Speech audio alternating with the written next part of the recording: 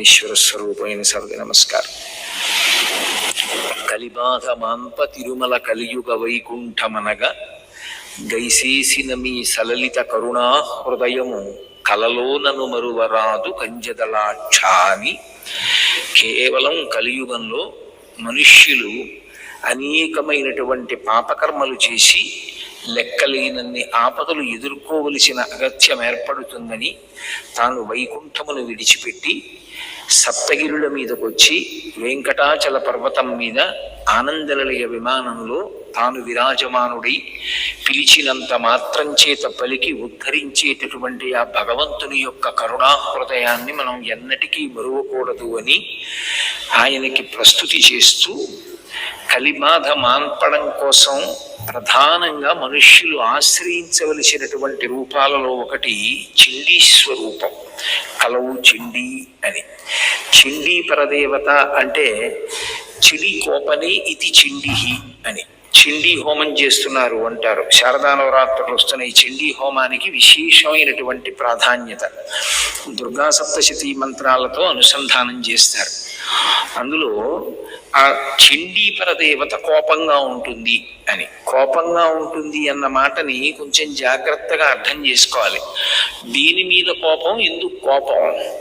కోపం అనేటటువంటిది ప్రబల శత్రువని, కోపం ఉండకూడదని సామాన్యమైనటువంటి మనుష్యకోటికే ప్రబోధం చేస్తున్నటువంటి ఋషులు ఉండగా అమ్మవారికే కోపం ఉంటే ఇంకా దానికన్నా గ్రహణీయమైన విషయం లోకంలో ఉంటుందా? మరి అమ్మవారికి కోపం ఎందుకు అంటే ఆవిడ కోపం మన మీద కాదు, ఆవిడ కోపం ధర్మం మీద కాదు. ఆవిడ కోపం దేని మీద అంటే అధర్మం మీద. ఎక్కడ అధర్మం ఉన్నదో అరే ఇది నాశన హేతువని ఎందుకు తెలుసుకోడు? తక్షణం ఫలితాన్ని ఇచ్చినట్లు కనపడుతుంది, కానీ దీర్ఘకాలమునందు చాలా ప్రమాదకారి. ఆ విషయాన్ని ఎందుకు తెలుసుకోలేకపోతున్నాడు? అందుకే శంకర భగవత్పాదులు సౌందర్యలహరి చేస్తూ ఒక మాట అంటారు, భ్రౌ భుగ్నీ కించిత్ భువన భయభంగత్యసని అంటారు. అమ్మవారు యథార్థానికి ఇలా కూర్చోవాలి, కానీ ఆవిడ ఇలా కనుబొమలు కొద్దిగా ముడేస్తుందిట. బాగా ముడేసి తీవ్రంగా కళ్ళు విప్పింది అనుకోండి, ఎవరు దగ్గరికి వెళ్ళరిగా, భయం. కానీ ప్రసన్నంగా చూస్తూ ఉంటుంది, కానీ కనుబొమలు ఇలా కొద్దిగా ముడేస్తుంది. కనుబొమలు ఎప్పుడైనా ముడిపడితే దాని ఉద్దేశ్యం ఏమిటి అంటే ఏదో ఆలోచన ముద్ర, దీని గురించో ఆలోచిస్తున్నారు అని. ఆవిడికి ఏముంది ఆలోచించడానికి? ఆవిడికి ఏం లేదు. ఆవిడ ఎప్పుడు నిరంతరం ఆనంద స్వరూపిణి.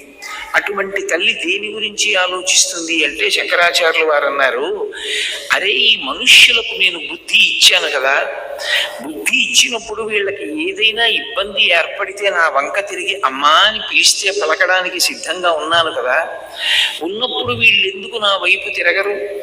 నా వైపుకి తిరగకుండా అమ్మా అని పిలవకుండా అధర్మం ఏదో అప్పటికప్పటికి కాస్త మంచి ప్రయోజనం ఇచ్చినట్లు కనపడుతుంది కదా అని దాన్ని ఎందుకు పట్టుకుంటూ ఉంటారు అని భ్రువౌ భుగ్నీ కించిత్ భువన భయభంగవ్యసని.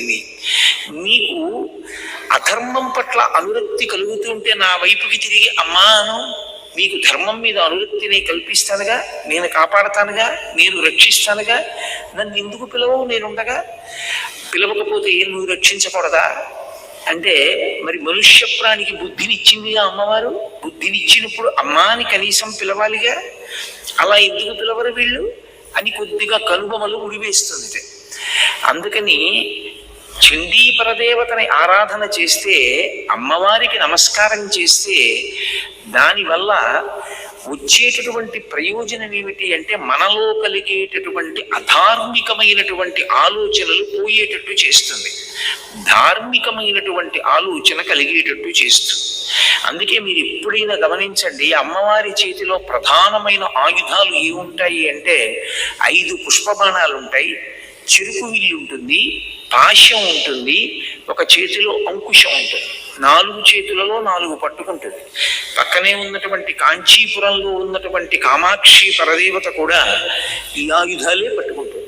అందుకే కొణ కాంచీరామ కరికలన కుంభస్తననత పరిక్షీణా మధ్యే పరిణత శరచంద్రవదన ధనుర్బాణం పాశం శృణిమపి దధానాకరతలై పురస్తాదస్తాం నహ పురమధితురహో ఋషిక అంటారు శంకర్లు.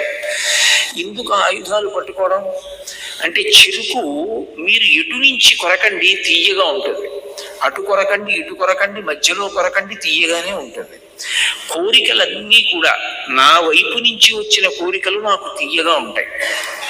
ఒక్కటి గుర్తుపెట్టుకోండి, అసలు కోరికలు లేకుండా ఉండు, ₹1 సంపాదించద్దు అని అసలు ఏ శాస్త్రం చెప్పదు. అలా అనుకుంటే చాలా పొరపాటు. అది ఒక్క సన్యాసాశ్రమానికి చెల్లుతుందేమో కానీ ప్రత్యేకించి గృహస్థాశ్రమంలో ఉన్నవాడు ఏ కోరిక లేకుండా ఎలా బ్రతుకుతాడు? నేనే ఉన్నాను, ఇంత ఉపన్యాసం చెప్పాను, కాసేపు ఆగి ఇంకొక 2 గంటలు పోతే ఆకలిస్తుంది, పలహారం పెట్టమని నా భార్యను అడగకుండా ఉండగలనా? సంతానాన్ని పొందకుండా ఉండగలనా? నా భార్యాబిడ్డల యోగక్షేమం చూడకుండా ఉండగలనా? వాళ్ళకి కావలసినవి సమకూర్చకుండా ఉండగలనా?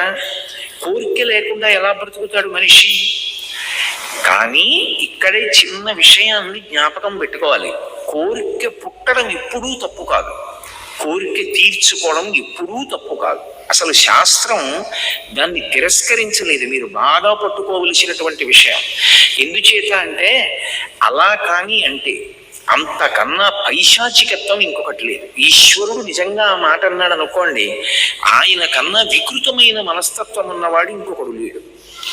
ఎందుచేత బ్రహ్మాండంలో ఇన్ని సుఖస్థానములు పెట్టాడా, ఇక్కడ జ్ఞానేంద్రియాలు పెట్టాడా, నువ్వు ఏ సుఖం అనుభవించద్దు, ఏ కోరిక నీకు ఉండకూడదు అంటే ఎలా చెల్లుతుంది? ఆయన కోరికలు ఉండకూడదు అని అనలేదు. ఆయన అన్నది ఏమిటంటే, కోరికలు ధర్మబద్ధమై ఉండేటట్టు చూసుకోమన్నాడు. మీకు చమత్కారం ఎక్కడుంటుందంటే, నేను ఒక తాడు తీసుకొచ్చి ఇలా తిప్పాను అనుకోండి, ఏం చేసినట్టు? కట్టేశాను. అదే తాడు తీసుకొచ్చి ఇలా తిప్పాను అనుకోండి, ఇప్పేసినట్టు. ధార్మికమైన కోరిక బంధించదు, విడుదలకి కారణమవుతుంది, అదే మోక్షానికి కారణమవుతుంది. అందుకని ఆశ్రమ వ్యవస్థ అన్నది రావడానికి కారణం అది. బ్రహ్మచర్యం ఉంటుంది, బ్రహ్మచర్యాశ్రమంలో ఒక్క గురువు గారి దగ్గర కూర్చోవడమే. గురువు గారి దగ్గర కూర్చోవడం, గురువు గారి దగ్గర పాఠం వినడం, గురువు గారి దగ్గర జ్ఞానం నేర్చుకోవడం. నేర్చుకుని మనం ఆ నేర్చుకున్నటువంటి విజ్ఞానాన్ని జీవితాంతం ఉపయోగించుకుని అభ్యున్నతిలోకి వచ్చేటటువంటి ప్రయత్నం చేస్తాడు. బ్రహ్మచర్యము అనేటటువంటి ఆశ్రమంలో జీవితాంతం ఉండిపోవడం కుదురుతుందా? ఉండదు. మీరు బాగా పట్టుకోవాలి. ఋషులు అసలు ఏది అవసరమో దాన్ని విడిచిపెట్టి నువ్వు బతుకు, ఎదురీదు, ఏం చేస్తావో మాకు అనవసరం, అలా ఉంటే తరిస్తావు అని చెప్పరు. వాళ్ళు ఏం చెప్పారంటే, ఒక వయసు వచ్చిన తర్వాత మనసు కామమును పొందుతుంది.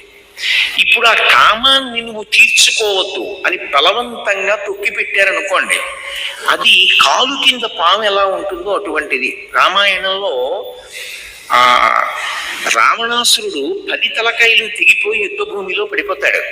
మండోదరిని తీసుకొస్తారు. అందరూ అనుకుంటారు ఆవిడిప్పుడు రాముణ్ణి నింద చేస్తుంది అనుకుంటారు.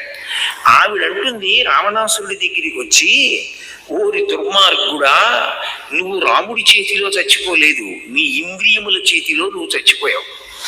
తపస్సన్న పేరుతో ఇంద్రియాలని కొన్నాళ్ళు తొక్కి పెట్టావు. ఆ ఇంద్రియాలని తొక్కి పెట్టడం ఎవరికీ సాధ్యం కాదు. ఓ త్రాచుకం ఇలా వచ్చేసింది అనుకోండి, నేను కంగారు పడిపోయి లేచాను, నా కాలు పావు పడగ మీద పడింది, పావు పడగ నా కాలు కింద ఉంది, అది ఇప్పుడు నన్నేం కరవదు, అలా అలా అలా తోక తిప్పుతోంది. పావు పడగ నా కాలు కింద ఉంది, అది నన్ను కరవలేదని చెప్పి నేను ధైర్యంగా పావుని కాలు కింద పెట్టుకుని నించోగలనా? నేను కాలిప్పుడు తీద్దామని చూస్తాను, అది నన్నెప్పుడు కరుద్దామని చూస్తాను. నేను కాలు తీయడం ఏమిటది పారిపోవడం కన్నా నన్ను కరవడానికి ప్రయత్నిస్తుంది. ఇంద్రియములను బలవంతంగా నొక్కి పెడితే కాట్లు వేసేస్తాయి. దేవి భాగవతంలో వ్యాసుడు శుకబ్రహ్మతో మాట్లాడుతూ ఈ మాట చెప్తాడు. ఇంద్రియాని బలిష్టాని నన్ను యుక్తాని మానత అపక్వస్య ప్రకుర్వంతి వికారాం స్థాననీకషః. ఇంద్రియములంత బలవత్తరమైనటువంటివి లోకంలో ఇంకా ఏవి ఉండవు.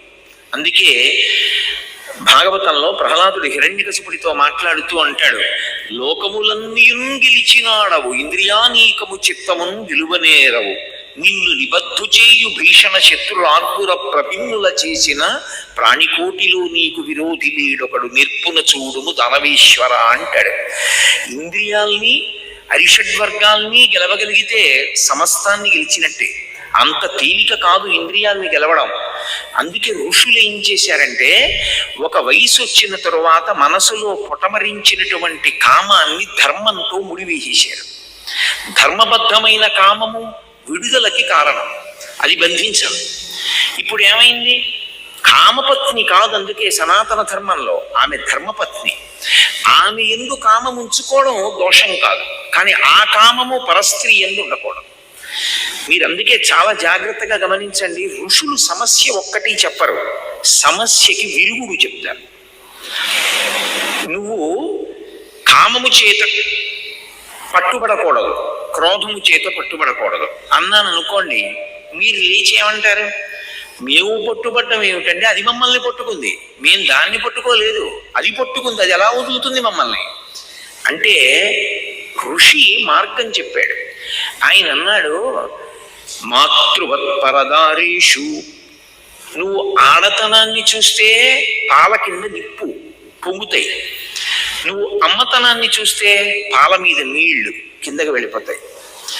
కాబట్టి నీ భార్య యందు తప్ప ఏ ఇతర స్త్రీ వంక చూసినా నువ్వు ప్రతిరోజు ఏ కామాక్షి పరదేవతకు నమస్కారం చేస్తున్నావో ఆమె నీ కన్నుల ముందకి కరచరణాదులతో వచ్చి నిలబడింది.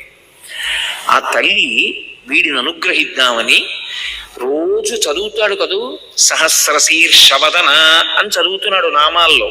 అనేక ముఖాలతో ఉంటుంది కామాక్షి అని. వీడు పాపం ఇన్ని రోజుల నుంచి చదువుతున్నాడు కదా, వీడికి ఒకసారి నేను బోలెడిన్ని ముఖాలతో కనిపిద్దాం అనుకుని నన్ను ఎత్తైన ప్రదేశంలో కూర్చోపెట్టి నా ఎదురుగుండా ఇన్ని ముఖాలతో కూర్చుంది కామాక్షి. ఇప్పుడు ఆ కోణంతో చూడడం మనశ్శాంతికి కారణం. కాబట్టి మాతృవత్పరదారీషు, అన్యకాంతల్ని చూసినప్పుడు అమ్మ అన్న భావన చెయ్యి, అంతే, పాలు కిందకి వెళ్ళిపోతాయి. అంతకన్నా సభాముఖంగా ఇక్కడ చెప్పక్కర్లేదు. పరద్రవ్యానిలోష్టవత్, నేను అలా నడిచి వెళ్ళిపోతూ ఉంటాను, ఎన్నో రాళ్ళు కనపడతాయి, కనపడ్డ బెడ్డ ముక్కలన్నీ ఇరుకుని జేబులో వేసుకుంటానా? బెడ్డ ముక్క నాకెందుకు? వేసుకోను. నాది కానిది ఈశ్వరుడు నాకు ఇవ్వనిది, అది నా కష్టార్జితం కాదు, నాకు అక్కడ కనపడింది లోష్టవత్, అది బెడ్డ ముక్క, నాకు అక్కర్లా, దాన్ని నేను మా ఇంటికి పట్టుకెళ్ళను.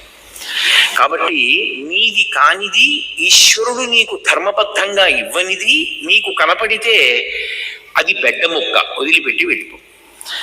అందుకే ఇందాక బాపిరాజు గారు మాట్లాడుతూ అన్నారే, వైరాగ్యం అనేటటువంటిది లోపల బాగా అంకురించాలి తప్ప పైకి నటిస్తే తెలిసేది కాదది. రామకృష్ణ పరమహంస ఒక మాట చెప్తుండేవారు, దంపతులిద్దరూ ఇక మనం వైరాగ్యం పొందేశాం, తీర్థయాత్రలు చేసుకుంటూ వెళ్ళిపోదాం, ఇల్లు అవి పిల్లలకి ఇచ్చేసి బయలుదేరారు.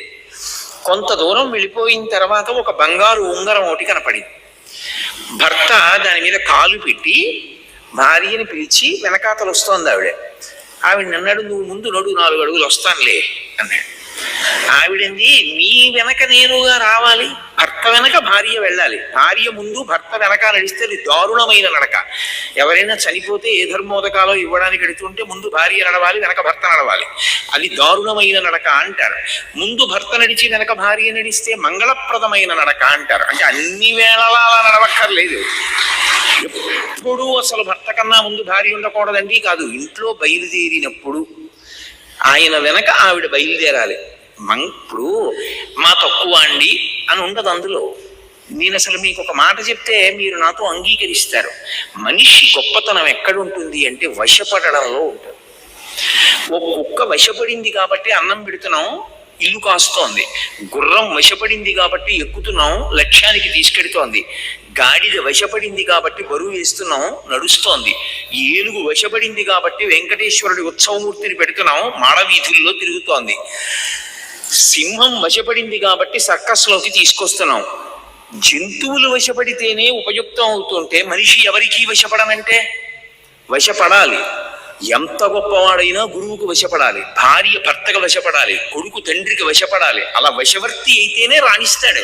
నేను ఎవరికీ వశపడినండి అంటే వాడు రాణించలేడు జీవితంలో. అందుకని అదేదో ఒకరిని తక్కువ చేయడం ఒకరిని ఎక్కువ చేయడం కాదు, మళ్ళీ వెనక్కి రండి. అందుకని ముందు భర్త వెనక భార్య, అది గౌరవం. అలా అది మంగళప్రదమైనటువంటి నడక. మళ్ళీ ఇంకొకడు వెనక్కేయండి.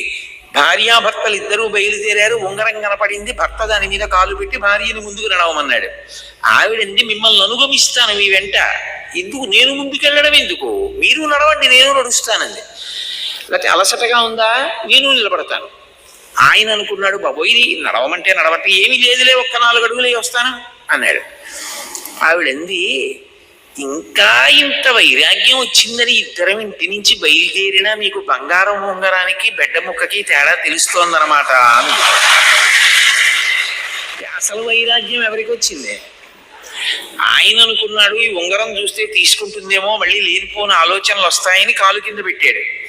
ఇంకా నీకు బంగారం ఉంగరానికి బెడ్డ ముక్కకి తేడా తెలియడం పోలేదా అని ఆవిడ అడిగింది. అందుకని భావన సంపత్తి లోపల ఏర్పడాలి, ఆ భావన అంతా కూడా. కాబట్టి పరద్రవ్యాన్ని లోష్టవత్, నీకు అక్కర్లేనిది, అది నీది కానిది బెడ్డ ముక్కగా భావన చేయి. అలాగే ఆత్మవత్ సర్వభూతేషు, నేను ఆయన్ని కొట్టడం కాదు, ఆయన నన్ను కొడితే నాకెంత బాధ కలుగుతుంది, కాబట్టి నేను కొట్టను. నాకన్నా చాలా బలవంతుడు ఓ కర్ర పెట్టి నా మోకాల మీద కొడితే నాకెంత నిప్పెడుతుంది. ఓ కుక్క పిల్ల అంతే కదూ, అది కుక్క పిల్లని నేను మనుష్యుణ్ణని బలవంతుణ్ణని కర్ర పెట్టి నేను ఎందుకు కొట్టాలి? కాబట్టి ఆత్మవత్ సర్వభూతేషు యపశ్యతి సపశ్యతి, ఒక పని చేసే ముందు ఒకటే పరీక్ష పెట్టుకో. ఇది నాకు జరిగితే అదొక్కటే ఆలోచించు. ఇలా నాకు చేస్తే, నన్ను కొడితే, నన్ను తిడితే బాధ కలుగుతుంది, కాబట్టి అవతల వాళ్ళకి చేయదు. ఆత్మవత్ సర్వభూతేషు, నిన్ను ఇతర ప్రాణిలో చూసుకో, అది నీకు నచ్చితే చేసేయి. ఇలా అంటే బాగుపడడానికి ఉపయోగపడుతుంది అను, పర్వాలేదు. ఇలా అంటే అవతల వాళ్ళకి చాలా బాధ కలుగుతుంది అనొద్దు.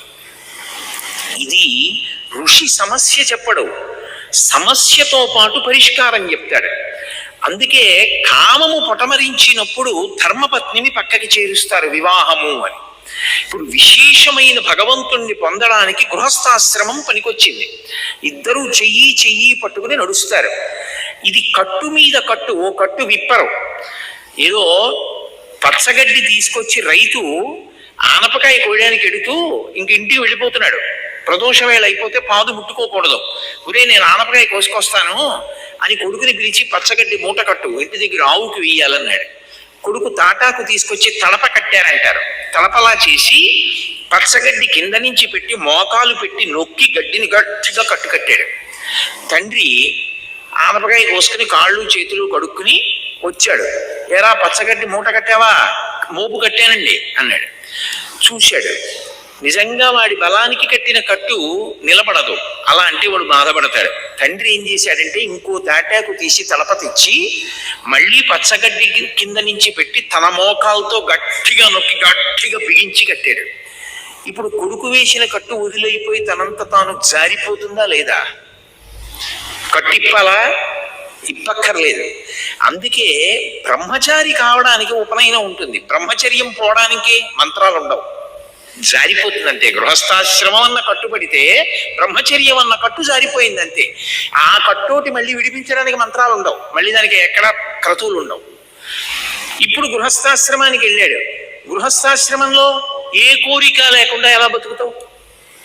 అందులోకి వెళ్ళావంటే నువ్వు తినాలి, భార్యకి పెట్టాలి, బిడ్డలకి పెట్టాలి. ఎప్పుడైనా ఒక కోరిక పుడితే అది తీర్చుకోవచ్చా తీర్చుకోకూడదా, దీనికి ఒకటే అగ్ని పరీక్ష. ఇది ధర్మం అన్న చట్రంలోకి ఇముడుతుందా, అదొక్కటే చూడాలి. ఇముడుతుంది, తీర్చేసుకో, ఏమీ దోషం లేదు. అది నిన్ను భగవంతుడికి దగ్గర చేసేస్తుంది. అది ధర్మచక్రంలోకి ఇమడదు, తీర్చుకోవద్దు. అది పాపము కింద పరిణమిస్తుంది. అది పాపమే ఈశ్వరుణ్ణి చేరకుండా ప్రతిబంధకం. అదే సమస్త దుఃఖములకు కారణమవుతుంది. అందుకనప్పుడు చెయ్యకు, ఆ పని విడిచిపెట్టేసేయి. కాబట్టి ధర్మము అనబడేటటువంటి చట్రంలోకి ఇమిడినటువంటి కోరిక తీర్చుకోవాలి, కానీ మనసుకు ఒక బలహీనత ఉంటుంది. అది ఒక కోరిక చెప్పేటప్పుడు ధర్మచక్రంలోకి ఇముడుతుందా ఇమడదా అది చూడదు. అది దానికి కోరిక ఒకటే చెప్తుంది, అదే పనిగా చెప్పేస్తూ ఉంటుంది. కొన్నాళ్ళు నువ్వు మనసుతో మాట్లాడడం అలవాటు చేసుకోవాలి. మనసు వంక తిరిగి ఓ చాలా సంతోషం చెప్పావు, కానీ ధర్మచక్రంలోకి ఇమడదు, తీర్చడం కుదరదు. పో. మీరు అలా ఒక్క మారు చెప్పారని ఇంకా ధర్మచక్రంలోకి ఇవ్వడని కోరికలు మనం చెప్పినా జీవుడు వినడం, మనం చెప్పద్దు అన్నది ఏం ఊరుకోరు, చెప్తూనే ఉంటుంది. రామకృష్ణ పరమహంస ఒక ఉపమానం చెప్పేవారు. ఒక ఆయన కుక్కని పెంచాడు. ఆ కుక్కని రోజు ఒళ్ళో కూర్చోబెట్టుకోవడం అలవాటు చేసుకున్నాడు. అది ఆయన మూతి నాకుతుంది, గడ్డం నాకుతుంది, బుగ్గలు నాకుతుంది. ఆయన దాన్ని ఎంతో ప్రేమగా కౌగిలించుకుంటాడు. ఒక ఆయన ఇంటికి ఎవరో పెద్ద మనిషి వచ్చాడు. ఏమిట్రా నీకు ఎంత ప్రేమ ఉన్నా కుక్కని ఒళ్ళో కూర్చోబెట్టుకుని కౌగిలించుకుని అది నిన్ను ముద్దెట్టుకోవడం, నాకడం అటువంటి పనులు చేయకూడదు, అసహ్యంగా ఉంటుంది. కుక్క మీద ప్రేమ ఉంటే ఉంచుకో, ఎక్కడ వరకు ఉండాలో అక్కడ వరకు ఉండాలి. అంతేగాని కుక్క ఒళ్ళోకి వచ్చి నాకడం ఏమిటి, తప్పది అన్నాడు. ఆయన ఏం చేశాడు, అయితే నాన్నగారండి ఇవాళ నుంచి కుక్కని ఒళ్ళోకి ఎక్కించుకోను, పెంచుకుంటానంటే. కుక్కని తీసి పక్కన పెట్టేశాడు. ఈయన అనుకున్నాడు కుక్కను వదిలేద్దాం, కుక్కని ఒళ్ళోకి ఎక్కించుకోవద్దని. కుక్కకి తెలియద్దా విషయం? కుక్క ఏం చేస్తుంది, మళ్ళీ పరిగెత్తుకొచ్చి ఒళ్ళో కూర్చుంటుంది. ఈయన ఒక్కటి కొట్టాడు, బాగుంది అని, అది వెళ్ళిపోయింది. కానీ కుయ్యి కుయ్యి కుయ్యి కుయ్యి కుయ్యి కుయ్యను అరగంట ఊరుకుంటుంది. మళ్ళీ కాసేపు ఆగి, అదే శ్మశాన వైరాగ్యం, ప్రసూతి వైరాగ్యం, పురాణ వైరాగ్యం అంటే. మళ్ళీ కాసేపు ఆగి మళ్ళీ వచ్చి ఒళ్ళోకి ఎక్కుతుంది. వచ్చినప్పుడల్లా మూతి మీద ఒకటి కొడితే 10 రోజులు పోయిన తర్వాత దూరం నుంచి చూసి ఇలా కాళ్ళు చాపి కుయ్యి కుయ్యి అంటుంది తప్ప మీదకి ఎక్కదు. కొన్ని కోట్ల జన్మల నుంచి మనసుకు అలవాటైపోయింది దాని ఇష్టం వచ్చినవన్నీ చెప్తూ ఉండడం. వింటూ పోతే నువ్వు బానిసవుతావు. వెనక్కి తిరిగి ఆగి ఆలోచించి జవాబు చెప్పడం అలవాటైందనుకోండి, ధర్మబద్ధమైన దానిని తీర్చుట కుదరదు. ఇదే మాట మనసు చెప్తూ ఉండగా కొంతకాలం అయిన తర్వాత సాధనలో మనసు ఏం చేస్తుందంటే అసలు ప్రతిపాదించదు, ఆయన వినడు, అనవసరం అటువంటి కోరిక. ఇప్పుడు మనసుని చంపకూడదు, మనసుని వశం చేసుకోవాలి. అందుకే శంకరాచార్యులు వారు కోతితో పోల్చారు. ఇప్పుడు నేను అలా వస్తుంటే ఓ కోతి ఆ మూల అలా పడుకుని ఉందనుకోండి, నేనేమంటాను, ఏమంటే పాపం దానికి ఒంట్లో బాగోలేదా ఏమిటి అలా పడుకుందంటాను. కోతి అంటే అలా ఆడుకుంటూ ఉండాలి, తిరుగుతూ ఉండాలి. ఎలా తిరుగుతూ ఉండాలి? ధర్మాన్ని పట్టుకుని తిరుగుతూ ఉండాలి.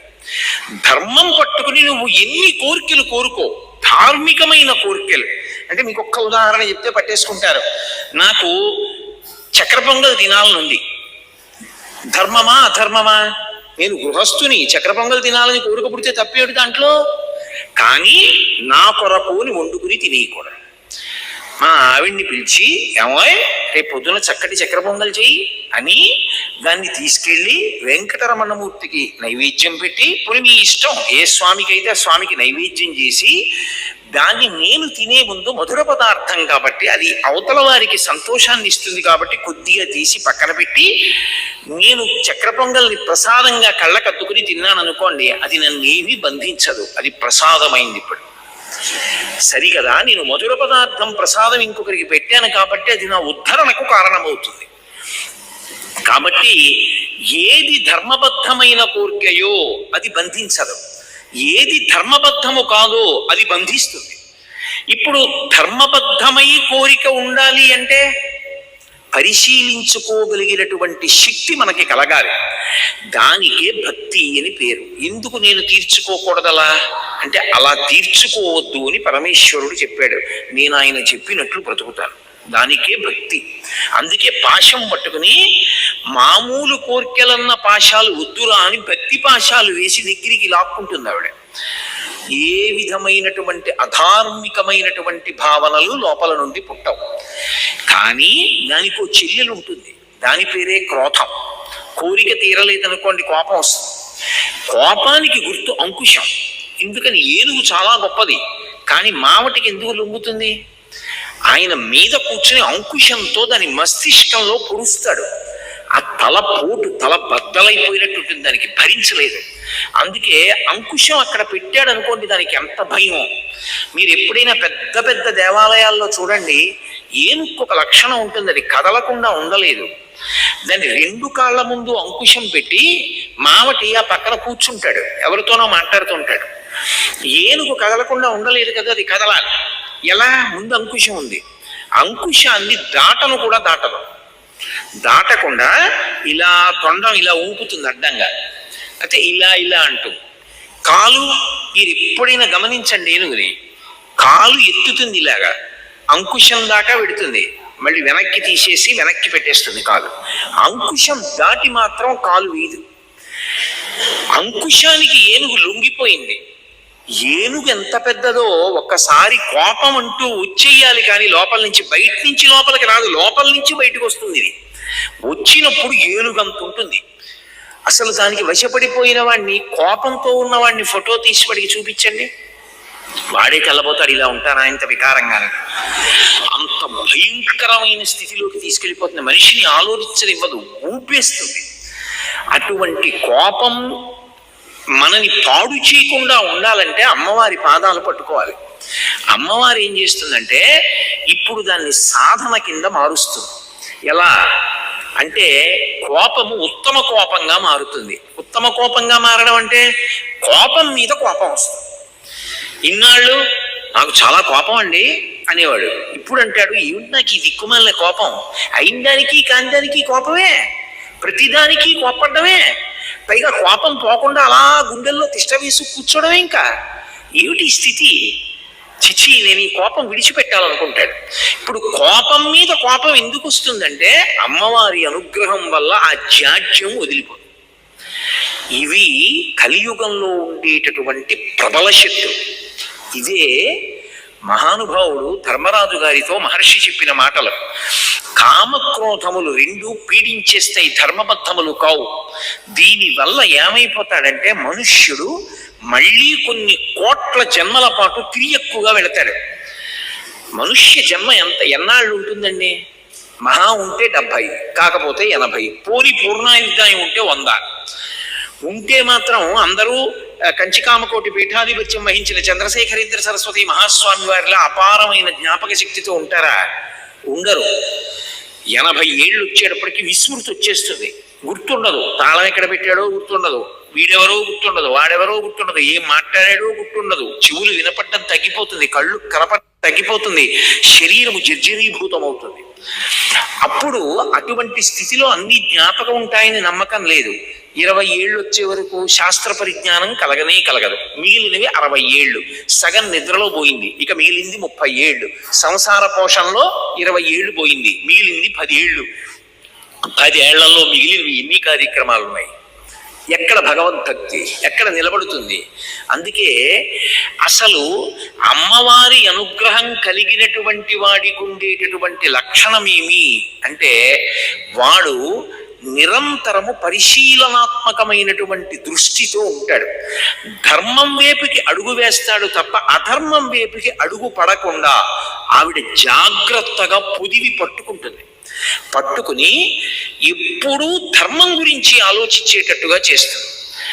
అది మనిషిని రక్షిస్తుంది. నేను ఎందుకు ఈ మాట అంటున్నానో మీరు బాగా గుర్తుపెట్టుకోవాలి. మనుష్య జన్మయందు పునర్జన్మని పరమేశ్వరుడు నిర్ణయము చెయ్యడు. ఇది ప్రాణప్రదం ఈ సిద్ధాంతం. మనుష్య జన్మలో మళ్ళీ వచ్చే జన్మలో నేనేమవుతాను ఈశ్వరుడు ప్రమేయం పెట్టుకోడు, నేనే ప్రమేయం, నేనే తీర్పు చెప్పుకుంటాను. ఎలా? ఇదే భాగవతంలో రుచి వాసన అంటారు. ధన్య అన్న నామానికి భాస్కరరాయల వారు లలితా సహస్రంలో వ్యాఖ్యానం చేశారు.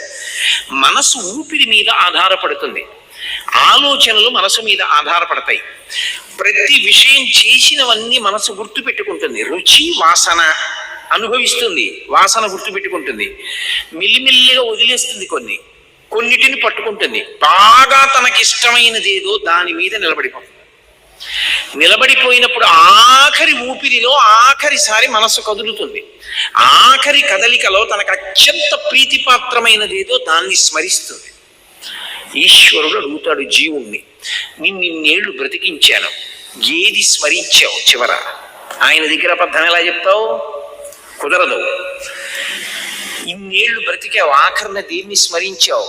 స్వామి నా పొలం గుర్తొచ్చింది, తిరియక్కువగా. దానికి మనుష్య జన్మ ఎందుకురా? ఐశ్వర్యం గురించి ఆలోచించుకుంటూ కూర్చోడానికి వెళ్ళిపోమంటాడు. తిరియక్కంటే భూమికి అడ్డంగా పుట్టి అడ్డంగా పెరుగుతుంది, ఇక కర్మాధికారం లేదు. మనుష్య జన్మ యొక్క గొప్పతనం ఏమిటో అప్పుడు తెలుస్తుంది. ఇది ఉంది, రామనామం చెప్పగలవు, ఇది ఉంది, గుళ్ళోకి వెళ్ళగలవు, ఇది ఉంది, ప్రవచనం వినగలవు, ఇది ఉంది, ఆవు పాలు పట్టుకెళ్ళి అభిషేకం చేస్తావు, ఇది ఉంది, ఈ చేత్తో ఇలా ఎవరికైనా పెడతావు. ఇది లేదు, ఏమీ చేయడానికి లేదు. ఇక ఏ ఉపాధిలో ఉన్నా సరే, ఇక్కడ ప్రవచనం జరుగుతోంది, ఓ కుక్క విందామని లోపలికి వచ్చింది అనుకోండి, లోపల ఉన్న జీవుడికి ఏదో కొంత సంస్కార బలం ఉంది, ఉండనిస్తారా? బయటికి తోలేస్తారు కుక్కని. ఏ ఇతర ప్రాణి లోపలికి రావడానికి వీల్లేదు. ఒక్క మనుష్య ప్రాణి విన్నా వినకపోయినా వాడు వచ్చి కూర్చుంటే ఊరుకుంటాడు. ఈ ఉపాధికి ఉన్న గొప్పతనం ఇది. ఎంతకాలం ఉంటుంది బలంగా? దీపం ఉండగా ఇల్లు చక్క పెట్టుకో అంటే అదే. అందరి గురించి ఆలోచిస్తున్నావు, బాగుంది. నీ జీవుడి యొక్క అభ్యున్నతి చేసినవి ఎవరు పట్టుకెడతారు? నువ్వే పట్టుకెళ్ళాలి, మూట తగిలించుకుని ఈశ్వరుడి ముందు నిలబడాలి. ఎన్నాళ్ళు ఇక్కడ ఉంటావు? ఎప్పుడో అప్పుడు వెళ్ళి నిలబడాలా? ఇంట్లో ఉన్నటువంటి అన్నం ఉండేటటువంటి గుండిగలు ఉంటాయి, అటక మీద పెడతారు. ఎప్పుడన్నా శుభకార్యాలు వస్తే కిందకి దింపుతారు. ఆ గుండిగకున్నంత వయస్సు ఇంట్లో ఎవరికీ ఉండదు. ఆ గుండిగ ఉంటుంది 100 ఏళ్ళు, 200 ఏళ్ళు, 3-4 తరాలకి పెళ్లిళ్ళు అవుతాయి. మా ముత్తాత గారి పెళ్లికి ఇందులోనే వారిచ్చారటండి అంటారు. ఏరి ముత్తాత గారు, ఏరి తాతగారు, ఏరి తండ్రి గారు, ఇంతమంది వెళ్ళిపోయారు. గుండిగకున్నంత వయస్సు మనకు ఉండదు. కానీ గుండిగ పుణ్యం చేయదు, నీ పుణ్యం చేయగలను. కోరి కోరి ధర్మమునందు అనురక్తి కలగకపోతే తర్వాత తిరియక్కువగా వెళ్ళిపోతావు. ఒకసారి తిరియక్కువగా వెళ్ళిపోయాడు అనుకోండి, మృత్యువునందు కూడా స్వాతంత్రం లేదు. మనుష్యుడైతే కనీసం ప్రాణం పోయే వరకు ఊరుకుంటారు, ఎవరేం చేయరు. ప్రాణం పోయిన తర్వాత అంత్యేష్టి చేస్తే చేస్తారు. అసలు నీ చనిపోయాక అన్నదాని గురించి ఆలోచించడం అనవసరం. అది ఆలోచించవలసిన వాడు కొడుకు, అంతగా కాకపోతే పక్కింటి వాడు, ఇంకా కాకపోతే మున్సిపాలిటీ వాళ్ళు తప్ప అసలు అది నేను ఆలోచించవలసిన విషయం కాదు. నేను ఆలోచించవలసిన విషయం ఇందులో ఉండగా నేనేం చెయ్యాలి? వరకు చచ్చిపోయిన తర్వాత నా ఆలోచన ఎందుకు? అసలు ఇందులో ఉండగా ఏం చేస్తావు అడుగు? శాస్త్రాలు మాట్లాడతాయి. ఒక్కసారి వదిలిపెట్టేశావు ఇందులో, ఎన్ని బాధలు. ఒక కోడి పుడితే చాలు, దిక్కుమాలిన కోడి నేను చూస్తుంటాను తెల్లవారకట్లరా రోడ్ల మీద పెడుతున్నప్పుడు. కుక్క శత్రువు, పిల్లి శత్రువు, గద్ద శత్రువు, కార్లు, స్కూటర్లు, మోటార్ సైకిళ్ళు, వానొస్తే కోసేసి, ఎండొస్తే కోసేసి, పెరిగితే కోసేసి, పిల్లగా కోసేసి, మోటార్ సైకిల్కి తల కిందకి పెట్టి పైకి కాళ్ళు గుత్తిగా కట్టి తీసుకెళ్ళిపోతుంటే ఎంత బాధ నిజంగా. ఎందుకు వచ్చిన బాధ? ఇక ఉండగా ఉపాధిని వాడుకుని ధర్మబద్ధమైన కోరిక తీర్చుకో. ఈశ్వరుడు సుఖం అనుభవించవద్దు అనలేదుగా. ధార్మికమైనటువంటి రీతిలో తీర్చుకో, అభ్యున్నతిని పొందుతావు. మళ్ళీ జన్మ ఉందిగా, భార్యాబిడ్డలు ఉంటారుగా, సుఖపడాలిగా, నీ జీవుణ్ణి నువ్వు రక్షించుకోవాలిగా. ఉద్ధరేణ ఆత్మనాత్మానం. ఈ భావన పక్కన ప్రోది అయితే మనిషి జాగ్రత్త పడతాడు. అమ్మో పక్కింట్లో దొంగలు పడ్డారండి అన్నాడు అనుకోండి, వీళ్ళింటికి కిటికీలు తలుపులు అన్నీ వేసుకుంటాడు. మరి తాతయ్య గారు వెళ్ళిపోయారుగా, నాన్నగారు వెళ్ళిపోయారుగా, నేను వెళ్ళిపోవాలిగా, మూట సర్దాలిగా. కాకినాడ నుంచి ఇక్కడికి వస్తున్నానంటే పెట్టి సర్దుకున్నానుగా, దీన్ని ఎప్పుడప్పుడు విడిచిపెట్టాలిగా, మూట సర్దుకోవాలిగా పెట్టి, అందులో ఏదో పుణ్యం ఉండాలిగా. ప్రయత్నపూర్వకంగా చేయకపోతే ఎవడిస్తాడు? నువ్వు వెళ్ళిపోయాక కొడుకు గోదానం చేయాలని ఎందుకు అనుకుంటావు? ఉండగా ఎందుకు చేసుకోవు గోదానం? ఉండగా ఎందుకు గోశాలకు వెళ్ళవు? ఉండగా ఎందుకు పట్టెడు గ్రాసం గోవుకి పెట్టవు? ఈ భావన కలగడం ధర్మమునందు ఉంచుకోవడం, ఇది కల్పిస్తుంది అమ్మవారు. ఆవిడ పాదములు పట్టుకుంటే ఆవిడ అనుగ్రహిస్తుంది. అందుకే నఖైర్నాక స్త్రీణాం కరకమల సంకోచ శిశిభిః తరూణాం దివ్యానాం హసతైవతే చింది చరణౌ ఫలాని స్వశ్చేభ్యః కిసలయకరాగ్రేణ దదత దరిద్రేభ్యో భద్రాం శ్రియమనిశమాహ్నాయ దదతౌ అంటారు శంకరాచార్యుల వారు. అమ్మవారి పాదాలు పట్టుకోవడం అనేటటువంటిది ఎంత అవసరమో చెప్తారు. చెప్తూ ఆవిడ పాదాలు పట్టుకోవడం అంత తేలిక లోకంలో ఇంకొకటి లేదు. ఎందుకని ఆవిడే ఎదురు చూస్తుంటుందిట, ఎవడైనా వస్తాడా నమస్కారం అంటాడా అని చూస్తుంటుందిట. మూకశంకరులు ఆ మూక పంచశతి చేస్తూ ఒక మాట అంటారు, జంతోస్తవ పద పూజన సంతోష తరంగితస్య కామాక్షి బంధో యది భవతి పునః సింధో రంభస్సు భ్రమీతి శిలా అన్నారు. సంతోష తరంగితస్య కామాక్షి పూజ చేసేటప్పుడు పరమ సంతోషంతో ఉపచారం చేశాడు అనుకోండి అమ్మవారికి, పరమ ఆనందంతో. పూజ అనేది ఎంతో సంతోషంగా చెయ్యాలి, ఏడుస్తూ బాధపడుతూ ఇంకా ఎంతసేపు పడుతుందని చేయకూడదు. పూజ పరమ సంతోషంతో చెయ్యాలి, మనస్సు పొంగు రావాలి పూజ చేస్తుంటే. అలా చేసిన వాడమ్మా మళ్ళీ పుట్టడం ఉండదు. ఒకవేళ అలా వాడు పుడితే సముద్రం మీద బండరాయి తేలినట్టు అన్నారు. ఆవిడ పాదములు పట్టుకున్న వాణ్ణి ఆవిడ అనుగ్రహిస్తుంది. ఎంత గొప్పగా అంటే, స్వర్గలోకాధిపతి అయినటువంటి దేవేంద్రుడి ఇల్లాలు శచీదేవి తమ చేతుల వంక చూసుకుని, అబ్బా ఎంత లావణ్యంగా ఉంటామో, ఎంత అందంగా ఉంటామో, మేము స్వర్గలోకంలో ఉంటాం అనుకుంటారట. అమ్మవారి పాదాల జంట కనపడుతుందిట, ఆవిడ కాలి గోరు కనపడుతుందని చంద్రబింబంలా ఉంటుంది. ఆ గోరు చూడగానే శచీదేవి కూడా ఇలా అంటుంది, కరకమల సంకోచ శిశిభిః అంటే ఆవిడ పాదాల్ని శచీదేవి కూడా ఇలా నమస్కరిస్తుంది. వాళ్ళ కోరికలు తీరాలంటే వాళ్ళు కల్పవృక్షం దగ్గరికి ఎడతారు, కల్పవృక్షానికి చెప్తారు, అది చిగురు వేసి పువ్వు పూసి కాయ కాసి పండయి ఇస్తుంది. దరిద్రేభ్యో భద్రాం శ్రియమనిశమాయ దదతౌ. ఈ లోకంలో ఉన్న వాళ్ళకి ఆ బెంగ లేదు. అమ్మా అనొక్కసారి పిలిచి నమస్కారం చేస్తే చాలు, వెంటనే నేను ఉన్నాను రా బిడ్డా అని అమ్మవారు కాపాడుతుంది. మీకు నేను ఒక మాట చెప్తే మీరు ఆశ్చర్యపోతారు, ఈ శ్లోకం ఎంత శక్తివంతమో తెలుసా? మీరు తప్పించుకోలేనంత పెద్ద ఉపద్రవం వెంట తరిమేస్తుంటే వెనకాతల ఏం చెయ్యాలో తెలియనప్పుడు ఈ శ్లోకం జరిగితే చాలా రక్షిస్తుంది అమ్మవారు. అంత శక్తివంతం. చండీపరదేవత అనుగ్రహం అంటే అలా ఉంటుంది. అందుకే చండి చరణవు అని చండీపరదేవతని స్తోత్రం చేశారు శంకరాచార్యులు వారి ఈ శ్లోకంలో. అటువంటి అమ్మవారి పాదాలు పట్టుకుంటే సంస్కారవంతం చేస్తుంది మనస్సు.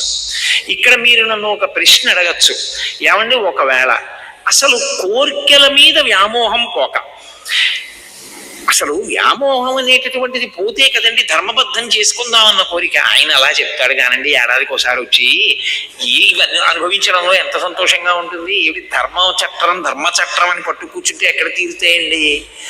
రోజు చేసే పుణ్యం చేస్తున్నాం కదా, ఇవి నడుస్తాయి అని అంటావేమో. అందుకే అలా నన్ను నేను నిగ్రహించుకోలేకపోతే, ఒకవేళ ధార్మికమైన జీవనం నేను చెయ్యలేకపోతే ఎవరితో చెప్పుకోవాలో తెలుసా విషయం? అమ్మవారితోటే చెప్పుకోవాలి. అమ్మవారితో నేను అన్నప్పుడు దాని అర్థం ఏమిటంటే అమ్మవారు అయ్యవారు అని కాదు, పరమేశ్వరుడితో చెప్పుకోవాలి అని. దానికి శరణాగతి అని పేరు. శరణాగతి అన్న మాటకు అర్థం ఏమిటో తెలుసా? మీ బలహీనతని భగవంతుడి దగ్గర చెప్పడం. అందుకే మీరు ఎప్పుడైనా శరణాగతి చదవండి, రుక్మిణీదేవి శరణాగతి తన బలహీనత చెప్తుంది. గజేంద్ర మోక్షణం శరణాగతి తన బలహీనత చెప్తాడు. ఈశ్వర మీరు నాకు మనస్సు ఇచ్చారు, ఇంద్రియాలు ఇచ్చారు, బలం ఇచ్చారు, బుద్ధినిచ్చారు, శాస్త్రం ఇచ్చారు, గురువునిచ్చారు, ధర్మచక్రం దాటి పనులు చెయ్యొద్దన్నారు. కానీ నా మనసు వెంపర్లాడిపోతోంది అక్కర్లేని కోరికలు తీర్చుకోమని. ఈశ్వర నన్ను నేను నిగ్రహించుకోలేకపోతున్నాను, నా మనసును నేను వశం చేసుకోలేకపోతున్నాను, నేను దానికి లొంగిపోతున్నాను, తప్పులు చేస్తున్నాను, మీరే నన్ను ధర్మంలో నిలబడేటట్టు చెయ్యండి, ఇక నన్ను నేను నిగ్రహించుకోలేకపోతున్నాను అని ఉన్న మాట ఉన్నట్టు ఈశ్వరుడి దగ్గర చెప్పాలి. అంతేకాని ఆయన దగ్గరికి వెళ్ళి మహానటుడిలా పరమ ఉత్తముళ్ళ నిలబడకూడదు. తప్పు చేస్తే ఈశ్వరా నిన్న తప్పు జరిగింది, ఈ తప్పు చేశాను, వేరొకసారి నా జీవితంలో ఇటువంటి తప్పు జరగకుండా నేను ఉద్రేకం పొందకుండా నన్ను కాపాడండి అని నువ్వు చెప్పుకోవాలి. దానికి శరణాగతి అని పేరు. దుర్జటి కాళహస్తీశ్వర శతకంలో శరణాగతి చేశాడు. రోషీరోజితు కామినీ జనుల తారుణ్యోరు సౌఖ్యంబులన్ బాసీబాయితు పుత్రమిత్రధన సంపద్భ్రాంతి మంచాలతల్ కోశీకోయదు నామనంబకట నీకున్ ప్రీతిగా సక్రియల్ చేసి చేయదు దీని తుళ్ళన చవే శ్రీకాళహస్తీశ్వర అని అడిగాడు. ఏమి సుఖం లేదు అనిపిస్తుంది, మళ్ళీ అదే సుఖం అడుగుతుంది. ఏం పిల్లలు లేదు అనిపిస్తుంది, మళ్ళీ పిల్లల వెంటబడుతుంది. ఏం డబ్బు లేదు అంటుంది, మళ్ళీ డబ్బు కోసం వెంపర్లాడుతుంది. ఇలా వదిలిపెట్టినట్టు ఉంటుంది, మళ్ళీ ఇలా పట్టుకుంటూ ఉంటుంది. దీన్ని నేను ఆపలేకపోతున్నాను శంకర, మీరు దీన్ని నిగ్రహించండి అన్నాడు. అంటే శరణాగతి అన్న మాటకు అర్థం ఏంటంటే మీ బలహీనత మీరు పరమేశ్వరుడికి చెప్పడం. దానికి శరణాగతి అంటారు. అప్పుడు అది రెండో మార్గం.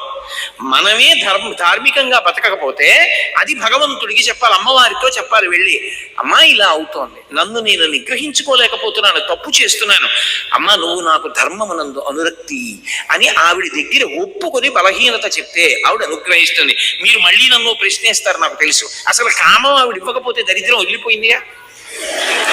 అసలు కామం పెట్టడం ఎందుకు ఆవిడే పెట్టబట్టి కదా ఈ అల్లరంతా వచ్చింది. పెట్టకుండా ఉంటే గొడవ వదిలిపోనుగా. ఆవిడ ఎందుకు పెట్టిందంటే ఒక ఉత్తమమైనటువంటి ప్రయోజనం కోసం ఆవిడ కామాన్ని ఇచ్చింది. కామము మనసులో పుట్టి అది ధర్మబద్ధమై ప్రహృష్టమైనటువంటి మనసుతో భార్యాభర్తల సంగమం వల్ల తేజోవంతమైన కొడుకు పుడతాడు. వాళ్ళిద్దరి యందు అనురక్తి లేదనుకోండి, అనురక్తి లేకపోతే తేజో విహీనమైన సంతానం కలుగుతుంది, అనురక్తి చేత తేజోవంతమైన సంతానం కలుగుతుంది. బాలకాండ స్కందోత్పత్తిలో అదే చెప్తారు. కాబట్టి ఇప్పుడు అటువంటి కొడుకు పుడితే పితృరుణం నుంచి విముక్తుడవుతాడు.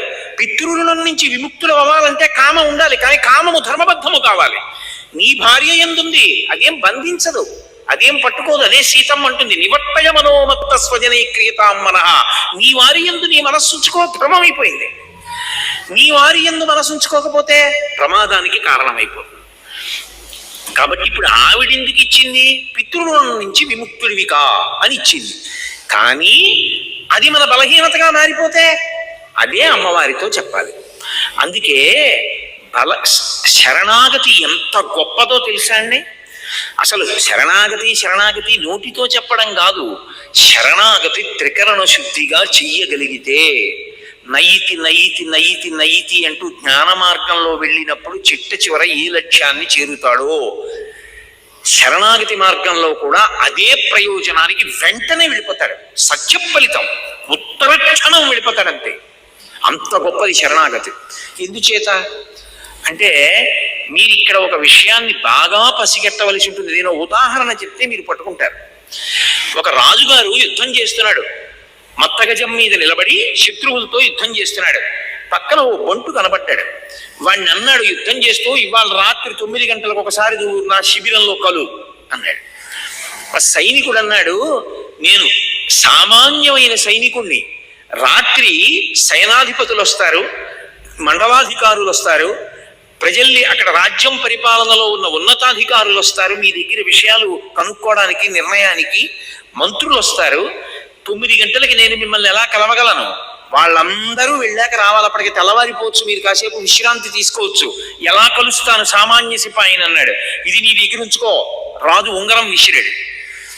వాడు చూశాడు ఇలా ఉంగరం వంక, అది రాజముద్ర, తన రాజు ఉంగరం కాదు, శత్రురాజు ఉంగరం. అది అడిగిపోయాడు. అయ్య బాబో, ఇదేవిడు శత్రురాజు ఉంగరం ఇచ్చారు నాకు. మాట్లాడకు. అది పట్టుకుని 9:15 ఎవరిని అడక్కు నా దగ్గరికి వస్తానని అలా దూరంగా తిరుగుతుండు, చాలు 9 అయ్యేటప్పటికి నేను నా దగ్గరికి తీసుకొచ్చేస్తాను. 9:15 అయింది. శత్రురాజు ఉంగరం చేత్తో పట్టుకుని ఎవరిని అడగకుండా అలా దూరంగా చీకట్లో తిరుగుతున్నాడు. రాజుగారు అక్కడ పడుకున్నది, పహరా కాస్తున్న సైనికులు వచ్చి పట్టుకున్నారు. ఎందుకు తిరుగుతున్నారు అని ఇక్కడ అన్నాడు. ఆయన ఏం చెప్పొద్దు అన్నాడు రాజు. ఏమీ చెప్పలేదు.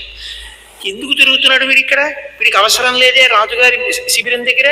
ఒళ్ళంతా విరిగారు. శత్రురాజు ఉంగరం దొరికింది. ఇప్పుడు ముందు ఎవరు వాడిని తీసుకెడతారో వాడికి పదోన్నతి వస్తుంది. అందుకని గబగబా ముందు రాజుగారి దగ్గరికి తీసుకెళ్లారు. మహారాజా, శత్రురాజు ఉంగరం ఉంది వీడి దగ్గర, తీసుకొచ్చాం. మహారాజు అన్నాడు, నేను మాట్లాడతాను, మీరు బయటికి వెళ్ళిపోండి అన్నాడు. అని ఒరే, నా ఉంగరం ఉన్నవాళ్ళు చాలా మంది ఉన్నారు బయట, శత్రురాజు ఉంగరం ఉంది కాబట్టి 9 అయ్యేప్పటికీ నా దగ్గరికి వచ్చేసాం. చూసావా, అది శత్రురాజు ఉంగరం అని తెలిస్తే చాలు, నీకు పనికొచ్చింది. ఇది నన్ను పాడు చేస్తోంది, ధర్మబద్ధము కావట్లేదు, అందుకని నేను పాడైపోతున్నానని నువ్వు గుర్తుపట్టగలిగితే చాలు.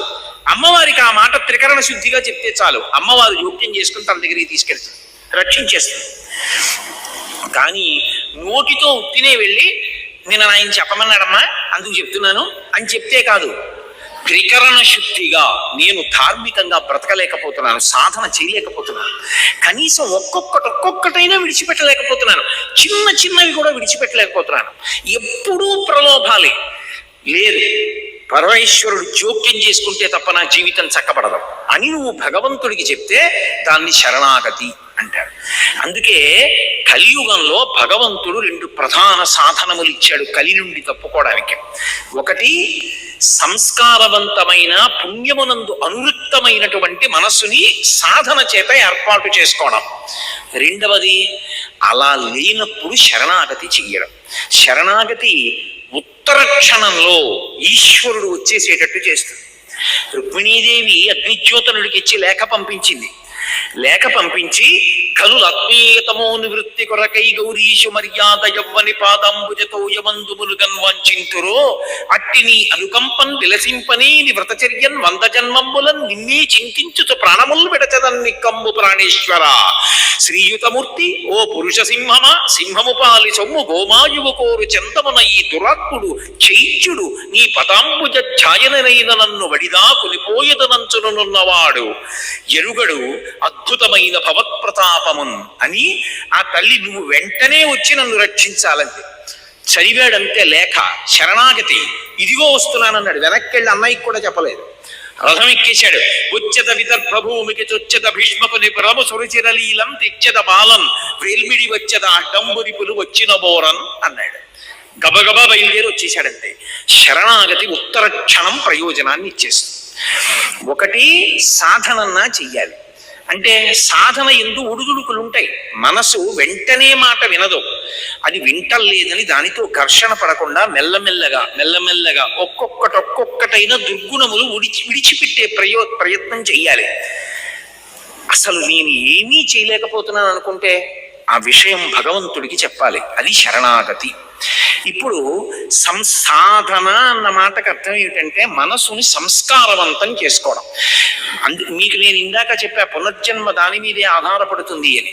అదే ఓ రామాయణం గురించో భాగవతం గురించో భారతం గురించో మహాత్ములైనటువంటి గురువుల గురించో ఆలోచిస్తూ వెళ్ళిపోయాడు అనుకోండి, ఉత్తర జన్మలో మళ్ళీ గొప్ప విద్వాంసుడై పుడతాడు. తండ్రి దగ్గర చక్కగా అభ్యాసం చేసి అనుష్ఠానం చేసి పరమేశ్వరుడు యందు చేరుతాడు. మంచి జన్మ రావాలంటే మనసు సంస్కారవంతము కావాలి. సంస్కారము మనసుకి కలగాలంటే 5 ఇంద్రియముల గుండా లోపలికి మీరేం తీసుకుంటున్నారన్న దాన్ని బట్టి మనసు సంస్కారం పొందుతుంది. నేను చాలా గంభీరమైన విషయాన్ని ప్రస్తావిస్తున్నాను. మీరు చాలా జాగ్రత్తగా పట్టుకోవాల్సి ఉంటుంది దీన్ని. నేను ఒక మొక్క వేశాను అనుకోండి, ఆ మొక్క బ్రతకాలి అంటే అబ్బా దొరికిందండి మొక్క, నాకు దాని మీద ఎంత ప్రేమో అని తీసుకొచ్చి మా పడగదిలో పెట్టాను అనుకోండి, దానికి వెళితే ఎక్కడి నుంచి వస్తుంది? 2 రోజు చచ్చిపోతుంది. దాని మీద నాకు ప్రేమ ఉండి అది వర్ధిల్లాలంటే దానికి నీళ్లు పొయ్యాలి, సూర్యరశ్మి తగలాలి, మేకలు తినేయకూడదు, చీడ పట్టకూడదు, పురుగులు పట్టకూడదు, కాపాడుకోవాలా వద్దా? అప్పుడైనా అది పెద్ద చెట్టు అవుతుంది. అలాగే అసలు మనస్సు సంస్కారవంతము కావాలనుకోండి, మనస్సులోకి మనసుని ప్రభావితం చేసేవి ఏవి పెడుతున్నాయి అన్నది ప్రధానం. ఇది సాధన. నీకు ఇచ్చిన జ్ఞానేంద్రియములు 5 గుండా లోపలికి వెడుతూ ఉంటాయి విషయములు. అవి ప్రభావితం చేస్తాయి మనసుని. నేను కంటితో ఏది చూస్తున్నానో మనసు దాన్ని పట్టుకుంటుంది. అందుకే ధ్యానంలో దీపం వంక చూడండి అంటారు. దేన్ని పట్టుకోవడమైనా కష్టమేమో కానీ దీపం వంక అలా చూశాననుకోండి, ఒక్క క్షణం దీప శిఖ ఇలా వెలుగుతూ ఉంటుంది. కళ్ళు మూసుకున్నాను అనుకోండి, కళ్ళ ముందు కదులుతూ దీప శిఖ కనపడుతుంది. నేను ఏది చూస్తున్నానో అది నా మనసుని ప్రభావితం చేస్తుంది. నేను మీకు ఒక ఉదాహరణ చెప్తాను. నేను అలా నడిచి వెళ్ళిపోతున్నాను. ఒక వ్యక్తి తీవ్రమైన వేగంతో కారులో వెళ్ళిపోతున్నాడు. ఒక కుక్క పిల్ల పరిగెట్టింది. ఆ కుక్క పిల్ల అలా పరిగెత్తింది, నేను వెనక్కున్నాను. కుక్క పిల్ల కారు కింద పడిపోయిందేమో, ఒక్క క్షణంలో నేను నిత్తుటి ముద్ద చూస్తానేమో. ఇప్పుడు నా మనసు స్వస్థతగా ప్రశాంతంగా ఉంటుందా?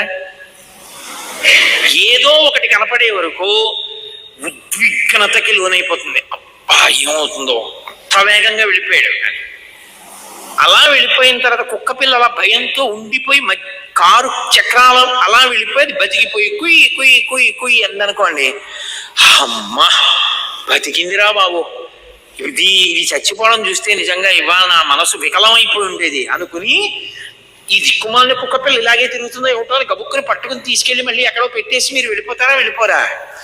అయినా మీ మనసు మీద అది ఒక 10 నిమిషాలు ప్రభావం చూపిస్తుంది. అది ఏమైనా అయిపోయి ఉంటుంటే అని.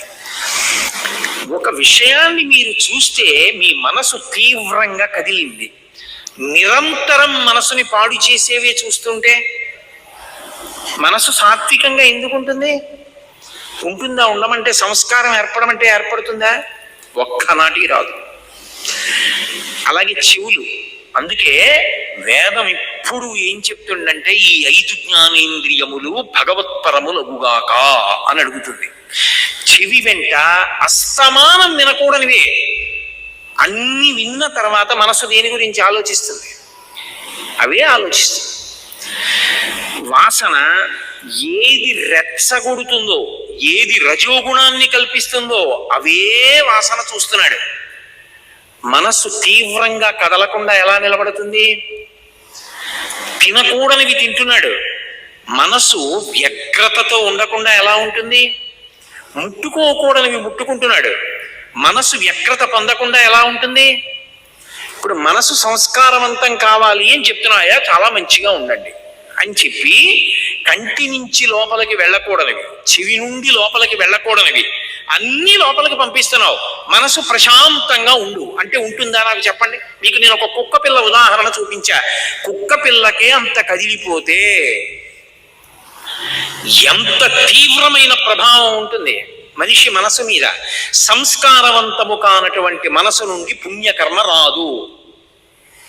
అసలు పుణ్యకర్మ చేశాడు అంటే దానికి వెనక ఒక అంకురం ఉంది. అంకురానికి ముందు విత్తనం ఉంది. బీజస్యాం తరివంకురో జగదిదం ప్రాంగ్ నిర్వికల్పం పునః మాయా కల్పిత దేశ కాల కలన వైచిత్ర చిత్రీకృతం అంటారు శంకరాచార్యులు వారు దక్షిణామూర్తి స్తోత్రంలో. అసలు విత్తనం ఉంటే కదా అంకురం రావడం, అంకురం వస్తే కదా చెట్టు అవ్వడం, అసలు సంస్కారం ఉంటే కదా మంచి ఆలోచన రావడం. సంస్కారం మనసులో లేదనుకోండి, అది పైశాచికానందాన్ని పొందడం మొదలు పెడుతుంది. ఎవడో బాధపడుతుంటే వీడు సంతోషిస్తూ ఉంటాడు. మంచి పని చేద్దాం, మంచి పని చేద్దాం, ఎవరికన్నా ఉపయోగపడదాం, ఎవరైనా సంతోషపడితే మనం చూద్దాం అన్న ఆనందం ఒకటి మనసులోంచి ఉద్భుతము కావాలి అంటే ఏది ముందు లోపలికి వెళ్ళాలి? మంచి విషయాలు లోపలికి వెళ్ళాలి. మంచి విషయాలు లోపలికి వెళ్ళాయి అనుకోండి, మంచి సంస్కారం ఏర్పడుతుంది. మహాత్మా గాంధీ గారు రైలు పెట్టి చివర నిలబడ్డారు, రైలు వెళ్ళిపోతుంది. అకస్మాత్తుగా ఇంక చెప్పు జారిపోయింది ఒక ఆల్ది, వెంటనే రెండో చెప్పు వదిలేశారు. పక్కనున్నవాడు అన్నాడు, అదే రెండో చెప్పు వదిలేశారు ఎందుకన్నాడు. ఆయన అన్నారు, ఒక చెప్పు ఉంటే నాకెందుకు ఉపయోగపడుతుంది, రెండు వదిలేస్తే దొరికిన వాడికి ఉపయోగపడతాయి, అందుకే వదిలేశారు. అంత ఉత్తరక్షణ నిర్ణయం ఎలా చేశారు అంటే మనసు సంస్కార భూయిష్టం. అందుకే చిట్ట చివర తుపాకీ పెట్టి గుండు కాలిస్తే హే రామ్ హే రామ్ హే రామ్ అన్నారంటే ఎలా వస్తుందా మాట? ఇన్ని కోట్ల మంది వెళ్ళిపోతున్నారు. భీష్మాచార్యుల వారికి స్వచ్ఛంద మరణం ఉంది కాబట్టి విష్ణు సహస్రం చెప్పారు. దశరథ మహారాజు గారికి రాముడి మీద పుత్రవ్యామోహం ఉంది కాబట్టి రామా అన్నాడు. సామాన్యుడు గాంధీ గారు హే రామ్ అంటూ వెళ్ళిపోయారంటే ఎంత సంస్కారవంతమైన పుణ్యపురుషుడు అయి ఉండాలి. అటువంటి వారు మనకి జాతిపిత కావడం మనం ఎంత గర్వించదగ్గ విషయం. కాబట్టి సంస్కారం అన్నది మనసుని పట్టుకోవాలి అంటే నువ్వు ఏమిచ్చి పెంచుతున్నావు, దీన్ని ఎలా పెంచుతున్నావో మనసుని కూడా లోపల ఏమిచ్చి సంస్కారవంతం చేస్తున్నావు. మీ ఇంటికి వస్తే రామాయణం 6 కాండలు కనపడతాయా? భాగవతం 12 స్కంధాలు ఉంటాయా? భారతం 18 పర్వాలు ఉంటాయా? నువ్వు చదవకపోతే పువ్వు వేసి నమస్కారం పెడతావా? ఇలా చుట్టూ కళ్ళు తిప్పితే భగవన్మూర్తులు కనపడతాయా? మీ ఇంట్లో మాట్లాడుకునే మాటలు భగవత్ సంబంధమైనవి, పెద్దవాళ్ళ గురించి ఉంటాయా? నువ్వు ఎప్పుడైనా మంచి విషయాలు చదువుతూ ఉంటావా? అవి చదువుతూ ఉంటే సంస్కారవంతమైన మనసు ఏర్పడుతుంది. నేను కూడా పుణ్యకర్మ చెయ్యాలి. పుణ్యకర్మ అంటే ఒకరికి సేవ చెయ్యాలన్న సంతోషం. నిన్ననే చాతుర్మాస్యం పూర్తి చేసి చెన్నై వచ్చినటువంటి కామకోటి పీఠాధిపతులు శంకర విజయేంద్ర సరస్వతి స్వామి వారి సేవ 2 అక్షరాలు చిన్నది కావచ్చు, చేయడానికి పెద్ద మనస్సు ఉండాలన్నారు. ఎందుకని మీరు చూడండి, లోకంలో నేను వీరికి సేవ చేశానంటాడు. నిజంగా చెయ్యాలని కాదు. ఎందుకో తెలుసా? లోపల ఒక అహంకారం ఒకటి తృప్తి పొందుతూ ఉంటుంది. అది ఉండకూడదు, అది దాటగలగాలి. ఎందుకని? ఆయనకి లేదు, నాకుంది, నేను ఇస్తున్నాను ఆయనకి అన్నాను అనుకోండి, ఇప్పుడు అందులో ఒక చిన్న గర్వం ఒకటి ఉంటుంది. వాడికి లేదు, నాకుంది, నేను ఇస్తున్నాను. ఇవ్వడం వరకు మంచిదే, కానీ నిన్ను నువ్వు గెలుచుకోవడం చిన్న ప్రతిబంధకం వచ్చింది. కాదు, నాకిచ్చిన వాడు ఉన్నాడు, వాడు నాకు ఇచ్చాడు, ఓ లేనివాడిని చూపించాడు, నువ్వు తీసుకెళ్ళి అక్కడికి అని ఇప్పించాడు, నాకు పుణ్యం ఇచ్చాడు, నా జీవుణ్ణి కాపాడాడు, వాడికో నమస్కారం. ఇప్పుడు ఆ లేనివాడిగా వచ్చిన వాడు ఈశ్వరుడు, నిజంగా వాడు లేనివాడు కాడు. ఈశ్వరుడు అలా వచ్చి నా దగ్గర పుచ్చుకున్నాడు, పుచ్చుకోవడానికి నాకు ఇచ్చాడు. ఇప్పుడు నేను ఈశ్వరుడి చేతి ఉపకరణ. అందుకే ఈ దేశంలో దానం చేశారనుకోండి, దానం పుచ్చుకున్నవాడు నమస్కారం చేయడు. అసలు లోకంలో ఏంటి, ఒకడికి అవసరం ఉంది, ఒకటి దగ్గర అవసరం తీర్చగలిగిన శక్తి ఉంది, ఒకటికి బట్టలు లేవు, ఒకటి దగ్గర బోల్డన్ని పంచెల చాపలు ఉన్నాయి, ఓ పంచెల చాప పట్టుకెళ్ళి ఇచ్చాడు. ఇప్పుడు పుచ్చుకున్నవాడు ఇచ్చిన వాడికి నమస్కారం చేయాలా, ఇచ్చినవాడు పుచ్చుకున్న వాడికి నమస్కారం చేయాలా? పుచ్చుకున్నవాడు ఇచ్చిన వాడికి చేయడు, ఇచ్చినవాడు పుచ్చుకున్నవాడికి కాళ్ళకి దండం పెడతాడు. ఎందుకని?